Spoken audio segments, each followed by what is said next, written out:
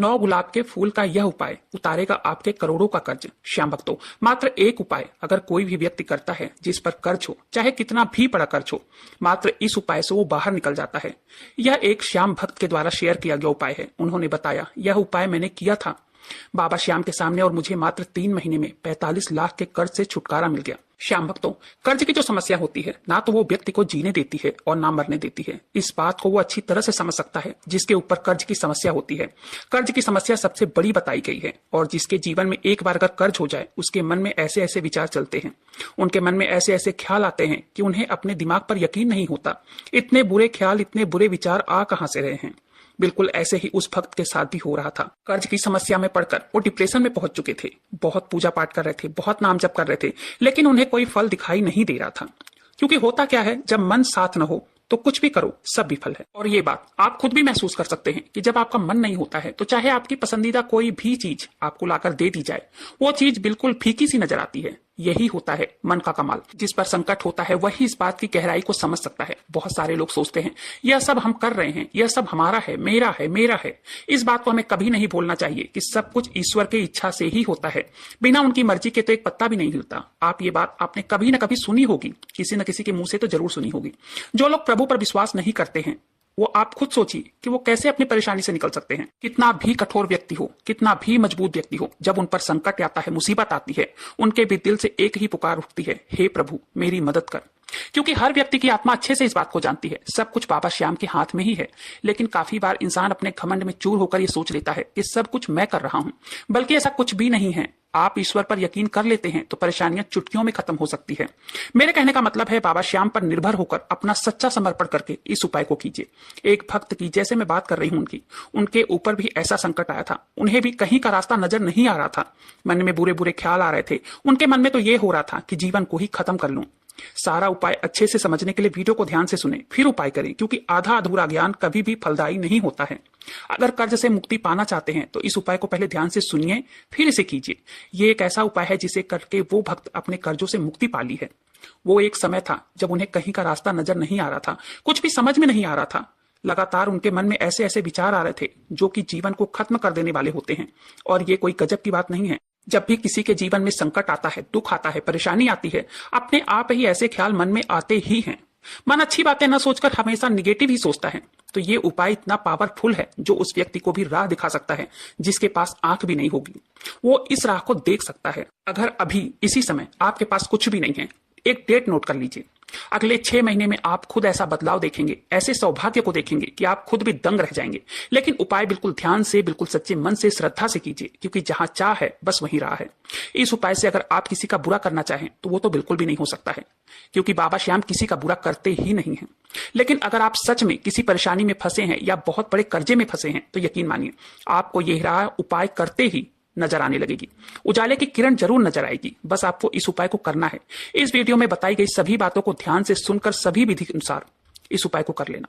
बिल्कुल भी पीछे नहीं हटना है, क्योंकि व्यक्ति का कर्तव्य ही आगे बढ़ना है। जो भक्त इस उपाय को किया वो कहते हैं, मैं बिल्कुल हार गया था, मेरे पास रास्ता ही नहीं था। फिर ये उपाय मुझे किसी ने बताया और मैं भी क्या करता, मैंने ये उपाय किया, क्योंकि मेरे पास खोने को तो कुछ नहीं बचा था। घर गिरवी, 45 लाख का कर्ज।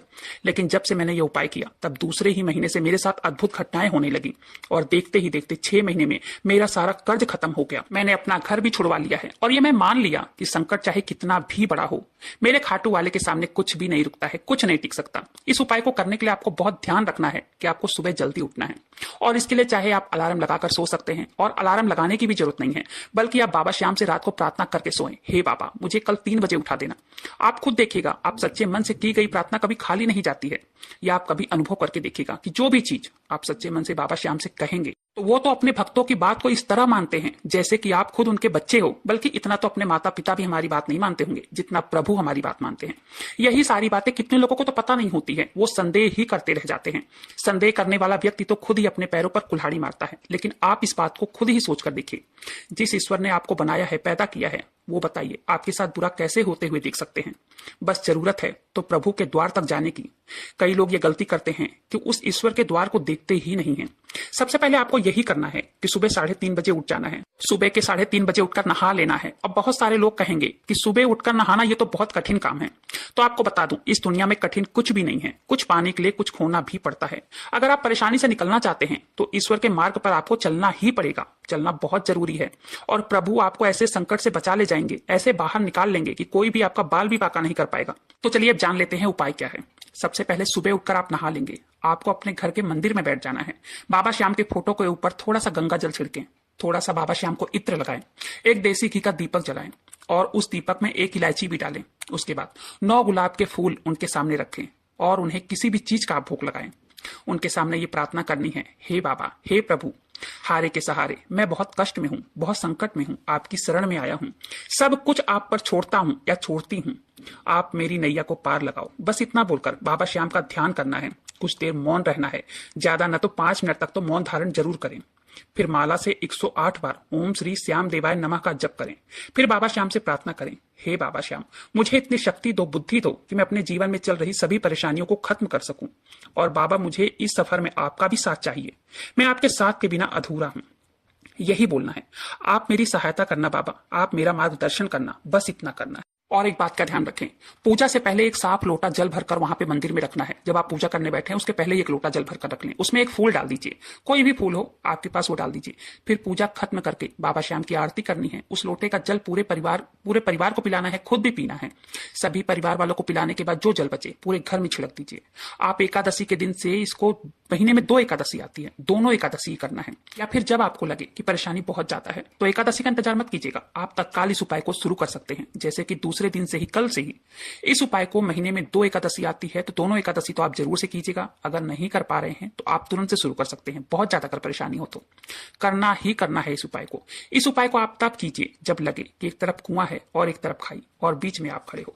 इस उपाय को तत्काल शुरू कीजिए उसी समय। इसका चमत्कार आप खुद अपनी आंखों से देखेंगे। बस इतना सा ये उपाय है। और उपाय थोड़ा सा और भी आगे है, वीडियो पर लास्ट तक बने रहें। फूल का करना क्या है वो मैं आपको बताऊंगी।